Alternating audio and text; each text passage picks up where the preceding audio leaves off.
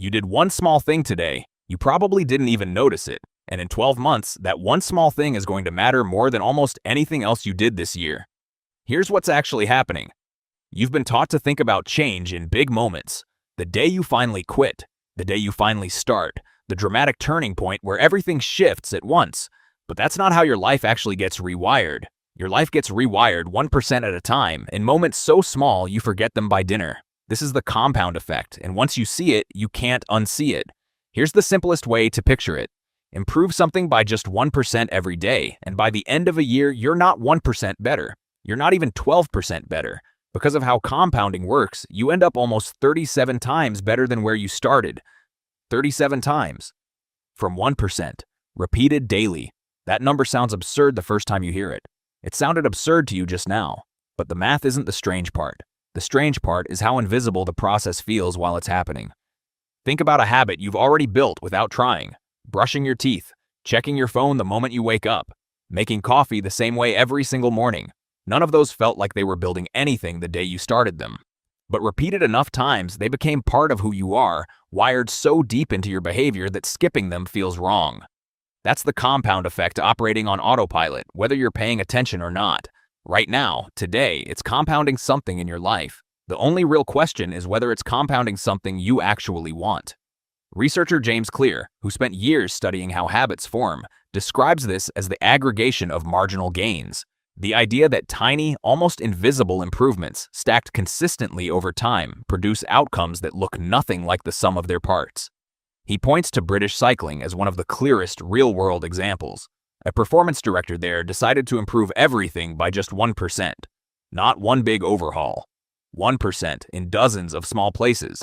Bike seat comfort, hand-washing habits to prevent illness, pillow choice for better sleep. Individually, none of those changes look like anything. Stacked together, that team went from decades without a single major cycling championship to becoming one of the most dominant forces in the sport's history. Nobody noticed the pillow. Everybody noticed the medals. Here's why your brain resists this idea even when you know it's true.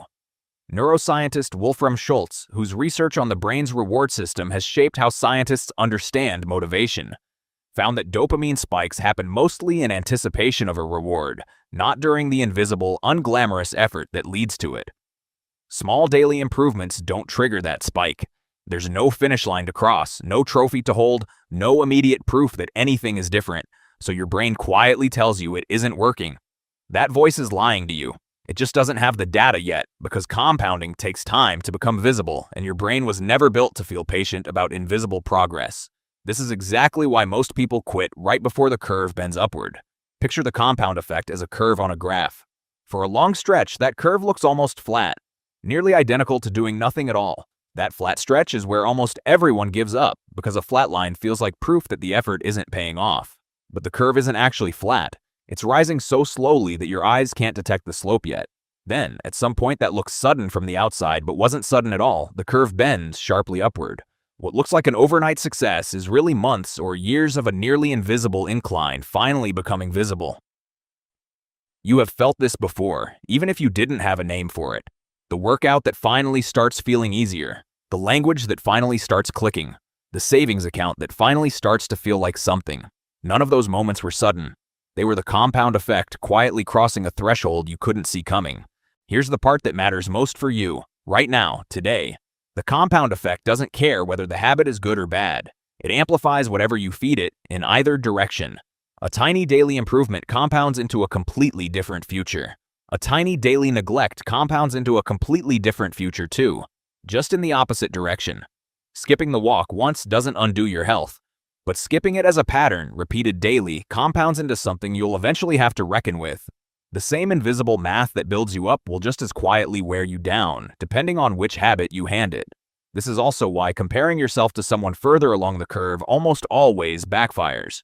You look at where they are now, at the visible upward bend in their line, and measure it against your own flat-looking stretch, and conclude that whatever you're doing must not be working.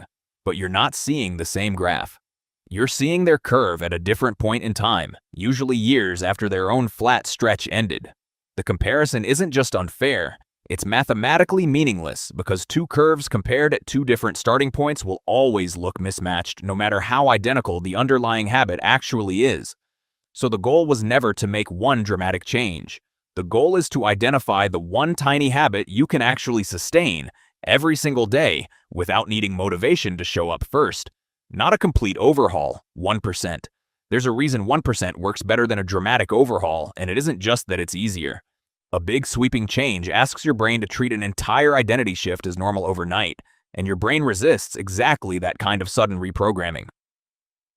A 1% shift barely registers as a change at all, which is precisely why your brain lets it through without a fight. You're not asking permission for a transformation. You're smuggling one small habit past the part of you that usually says no. Drink one more glass of water. Write one paragraph. Walk for 5 minutes. Read 2 pages. Put $5 aside.